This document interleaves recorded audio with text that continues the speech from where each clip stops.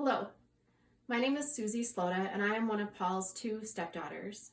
On behalf of our family, Holly and I would like to thank you for joining us as we celebrate the life of Carol Paul Pedersen, and thank God for the many gifts Paul gave to all of us. As you know, Paul was a Vietnam veteran.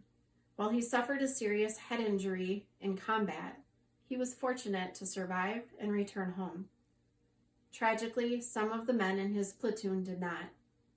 Paul questioned why he survived when others didn't. I firmly believe that Paul recognized the incredible gift of a second chance at life that he had been given and chose to live his life to the fullest, knowing that so many others never got that chance.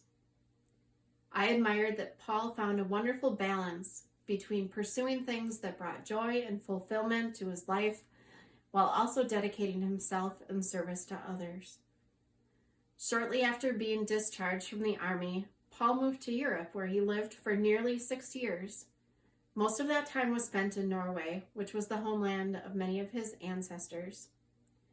If you knew Paul, you knew how proud he was of his Norwegian heritage and how much he loved the time he spent there.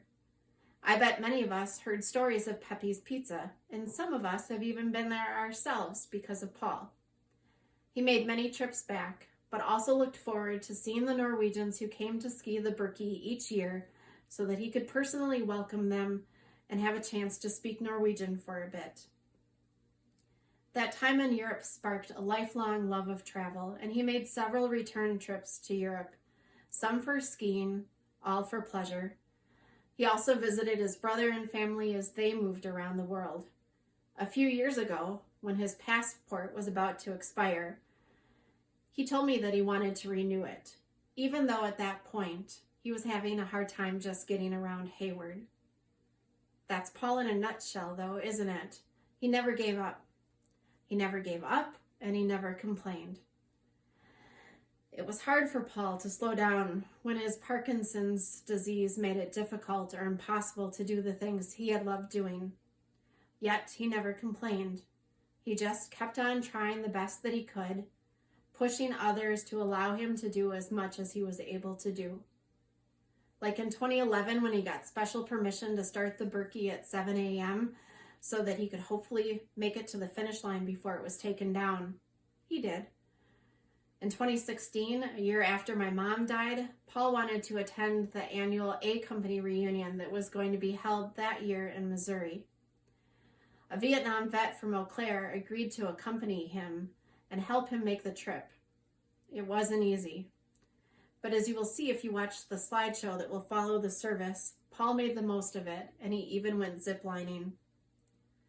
Paul was a guy who loved to have fun and be surrounded by his friends and family. Whenever we'd go out for lunch or to church, he would be enthusiastically greeted by one person after another. Sometimes he didn't even know who they were, but you could tell he loved being remembered and always responded with a handshake, a friendly hello, and a big smile. At Water's Edge, whenever we passed another resident in the hallway, Paul would pause to greet them, ask how their day was, and give them some words of encouragement. He really loved people. So many people over the years have told me that Paul was one of the first people that they met when they moved to town, or that he was the first person to greet them when they were new to church. Hospitality mattered to Paul. People mattered to Paul. And he showed that through the efforts he made to keep in touch with people, to help them when he could, and to pray for them when they faced challenges in their lives. Don Livingston and CP talked every year on March 15th, the anniversary of the day Paul was injured in Vietnam.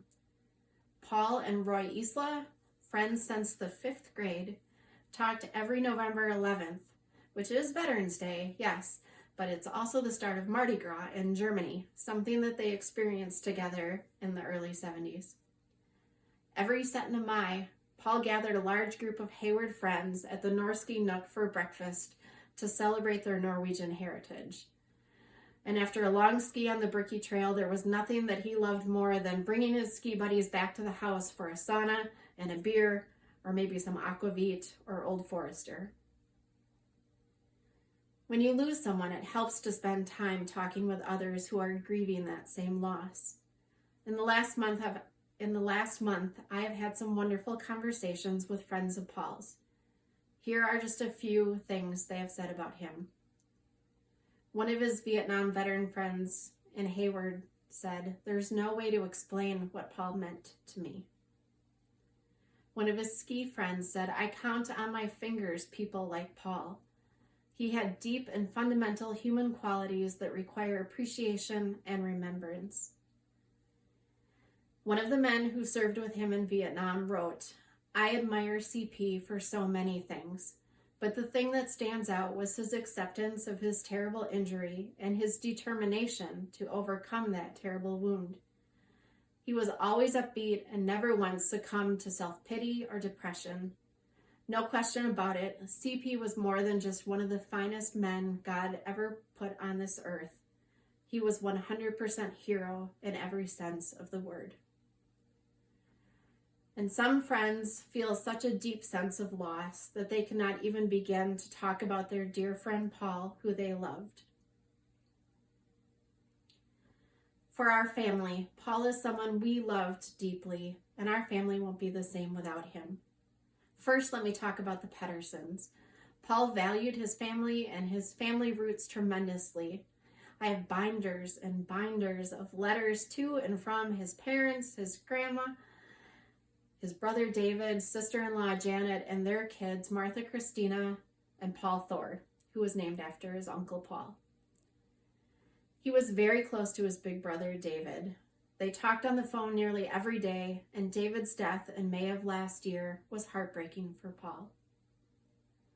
For us Slotas, he met our mom at church in Park Falls in 1988, just a few years after our dad had died. They married in 1994. He became such an important part of our family. We have many wonderful memories of trips taken together, happy holidays, and time spent walking in the woods around Whippoorwill Lane or hiking at Copper Falls. When our mom became sick, Paul did everything he could to support her, even while dealing with his own illness. "What can I do to make things easier for you?" he said. He was by her side to the very end. In 2014, my sister gave birth to an adorable little red-headed boy named Colin, and Paul became a grandpa. Not having any biological children of his own, I don't think Paul ever quite got over his surprise and deep joy of becoming a grandpa. And I will forever consider these last 5 years that I spent supporting him to be one of the greatest honors of my life. Carol, Lieutenant, CP, Paul, Apostle, Grandpa Paul, he was known to us in many different ways. We are better for having known him and loved him.